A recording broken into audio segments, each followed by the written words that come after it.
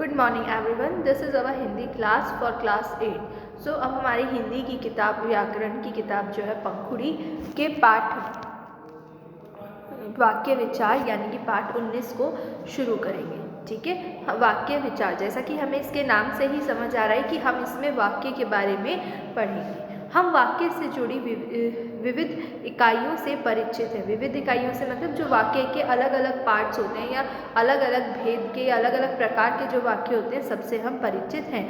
हमें ये पता है कि वाक्य कोई एक प्रकार के नहीं होते, अनेकों प्रकार के होते हैं। भाषा पर अपनी और ज़्यादा पकड़ बनाने के लिए इस अध्ययन की रचना की गई है। ठीक है, और क्योंकि हमें भाषा पे और ज़्यादा पकड़ बनानी है, भाषा को और ज़्यादा एक्यूरेट बनाना है, इसलिए हम वाक्य विचार का अध्ययन करते हैं। इस पाठ में हम वाक्य के भेदों, वाक्य परिवर्तन आदि के बारे में जानेंगे। नीचे लिखे वाक्यों को ध्यानपूर्वक पढ़िए। तो अब हम इसमें क्या देखेंगे कि वाक्य क्या होता है, वाक्य के कितने भेद होते हैं, वाक्य के कितने अंग होते हैं और वाक्य परिवर्तन कैसे किया जाता है। जैसा कि हम इसमें नीचे लिखे वाक्य उदाहरण को पढ़ सकते हैं। मोनिका अपना गृह कार्य स्वयं ही करती है।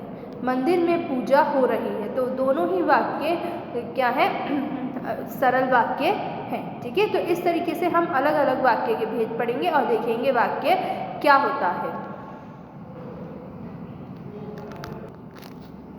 उपयुक्त पंक्तियों में शब्दों के क्रम को व्यवस्थित किया गया है, जिसके द्वारा एक सार्थक अर्थ प्रकट हो रहा है।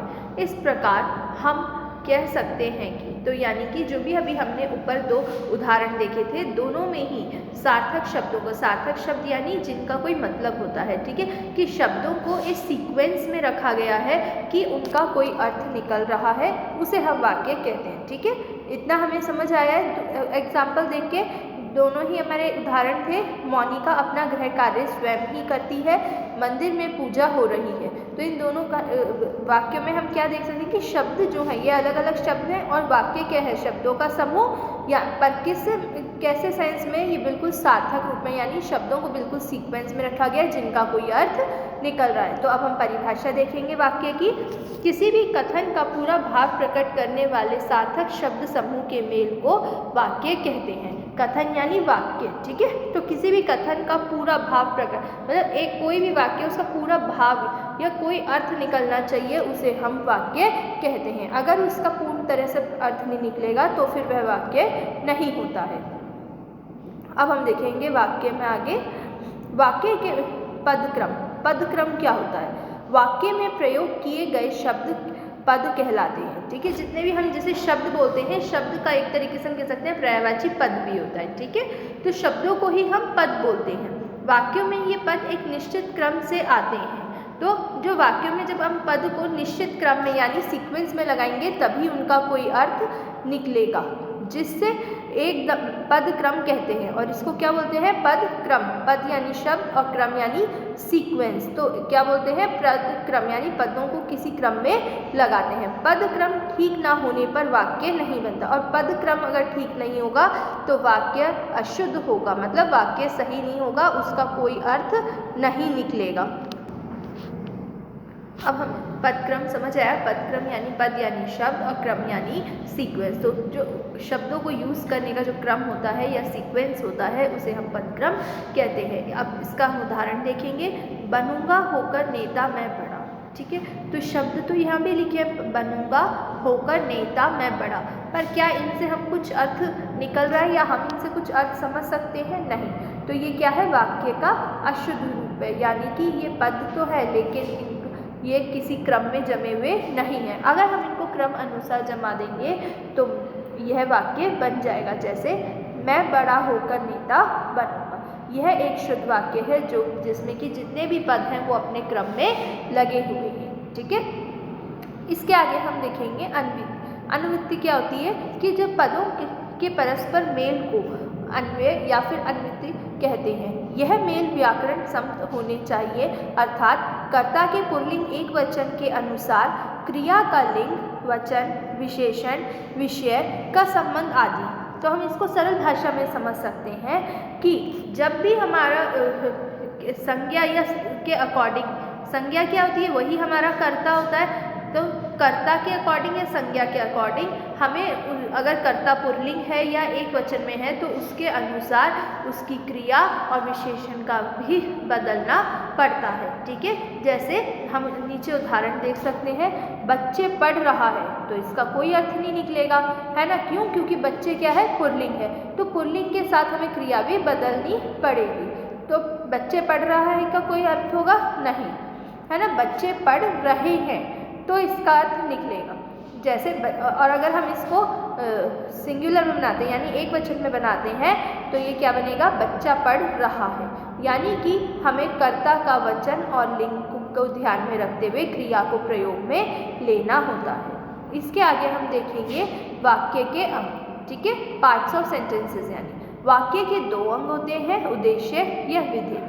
ठीक है, अब हम पहले उद्देश्य को डिस्कस करेंगे। उद्देश्य यानी ऑब्जेक्टिव, जैसा हम इंग्लिश में भी पढ़ते हैं ऑब्जेक्टिव, यानी जो उस वाक्य में बात कर रहा है या जिसके बारे में बात की जा रही है वो हमारा उद्देश्य होता है। प्रत्येक वाक्य में व्यक्ति, वस्तु या घटना के विषय में बताया जाता है, इसलिए वाक्य के विषय को उद्देश्य कहते हैं। और जो वाक्य का विषय यानी जिसे हम कभी कभार इंग्लिश में सब्जेक्ट भी बोलते हैं, तो जो वाक्य में विषय होता है यानी वाक्य जिसके बारे में होता है उसे हम उद्देश्य कहते हैं। जैसे रीना पुस्तक लिख रही है, तो ये वाक्य में कर्ता कौन है, रीना, तो रीना क्या है, इस वाक्य का उद्देश्य है। तितली फूलों पर मंडरा रही थी, तो तितली क्या है, कर्ता है यहाँ पे। तो मतलब ये भी हम सरल भाषा में कह सकते हैं कि जो भी हमारा वाक्य में करता है वो उद्देश्य होता है। पहला वाक्य रीना के बारे में बता रहा है, इसलिए इसका उद्देश्य रीना है। और दूसरे वाक्य में उद्देश्य है तितली, इसलिए यहाँ पे उद्देश्य क्या आएगा, दूसरे वाक्य में तितली। उद्देश्य में वाक्य की क्रिया का कर्ता और उसके विशेषणों को भी माना जाता है। कई बार उद्देश्य में उसकी विशेषता या क्रिया को माना जाता है। जैसे मेरा भाई मोहित पुस्तक लिख रहा है, तो इसमें क्या है, मेरा भाई मोहित, तो मोहित भी क्या है, कर्ता है। तो इसलिए क्योंकि मोहित काम कर रहा है लिखने का, तो मोहित क्या, मेरा भाई मोहित, ये पूरा क्या होएगा, हमारा उद्देश्य हो जाएगा। और जो बाकी वाक्य बचा, पुस्तक लिख रहा है, वो क्या होगा, विधेय।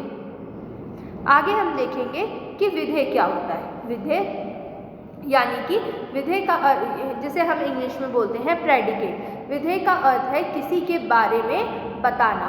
ठीक है, जो पहले कर्ता जो कर रहा है तो वो आएगा उद्देश्य में, और जो भी बाकी का पूरा सेंटेंस बचेगा वो या जो उसकी क्रिया विशेषता है वो किस में जाएगा, विधेय में जाता है। उद्देश्य के बारे में जो कुछ वाक्य में बताया जाता है उसे वाक्य का विधेय कहते हैं। विधेय का अर्थ है किसी के बारे में बताना, तो विधेय का अर्थ क्या होता है, किसी के बारे में बताना। उद्देश्य के बारे में जो कुछ वाक्य में बताया जाता है, हमने अब देखा कि वो विधेय होता है। जैसे कविता पुस्तक लिख रही है, तो क्या कविता पुस्तक लिख रही है, कविता क्या है, यहाँ पे कर्ता है, तो वो तो उद्देश्य हो गई। और पुस्तक लिख रही है, ये क्या आएगा, विधेय।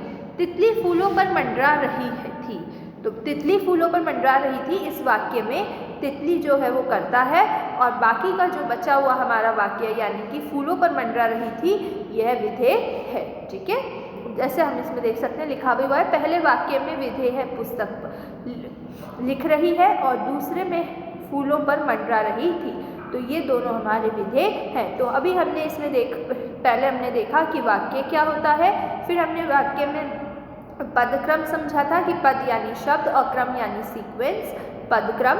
ठीक है, फिर हमने इसमें अन्वृत्ति देखी थी, यानी कि जो हमें करता है वो पुल्लिंग है, एक वचन है, उसके अकॉर्डिंग ही हमें क्रिया का प्रयोग करना होता है।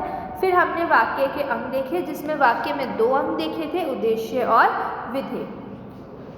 अब हम इसमें देखेंगे पदबंध। ठीक है, पदबंध क्या होता है, पद का मतलब होता है, पद यानी अभी हमने देखा, पहले भी समझा था, शब्द। ठीक है, और बंध यानी कि उसे किसी क्रम में बांध दिया जाता है। ठीक है, तभी किसी का शब्द का कुछ अर्थ निकलता है, तो उसे बोलते हैं हम पदबंध। वाक्य में कम से कम दो पद अवश्य होते हैं, संज्ञा पद और क्रियापद। तो किसी भी वाक्य में दो पद आवश्यक या ज़रूरी होते हैं, मतलब दो पद से कम का कोई वाक्य नहीं होगा। अगर क्यों, क्योंकि दो से कम होगा तो फिर वो एक शब्द होगा और एक वो शब्द या पद कहलाएगा। तो वाक्य के लिए हमें कम से कम दो शब्दों की यानी दो पद की आवश्यकता होती है, एक संज्ञा होता है और एक क्रिया।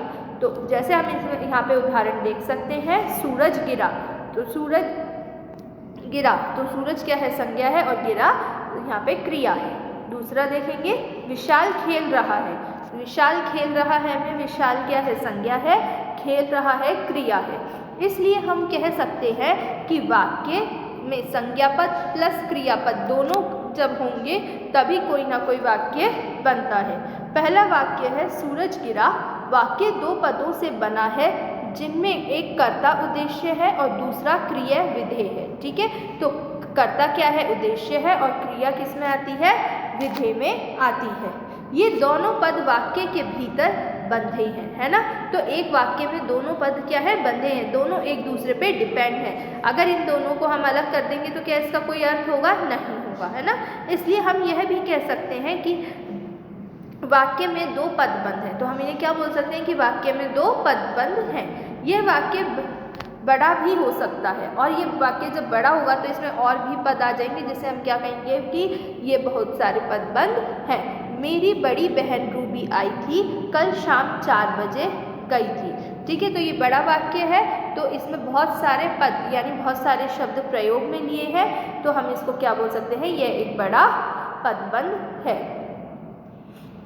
उपयुक्त वाक्यों में आई थी क्रिया पदबंध है, इसका कर्ता है मेरी बड़ी बहन रूबी। तो इस वाक्य का हम जो पूरा एक्सप्लेनेशन, स्पष्टीकरण नेक्स्ट वीडियो में पढ़ेंगे। अभी हमने वाक्य समझा, पदक्रम समझा, और वाक्य के अंग देखे, और पदबंध समझा क्या होता है। ठीक है, इसको पूर्ण रूप से हम नेक्स्ट वीडियो में पढ़ेंगे। जब तक आप इसे पूरा जितना पढ़ाया है उसे रीड कीजिए। Thank you.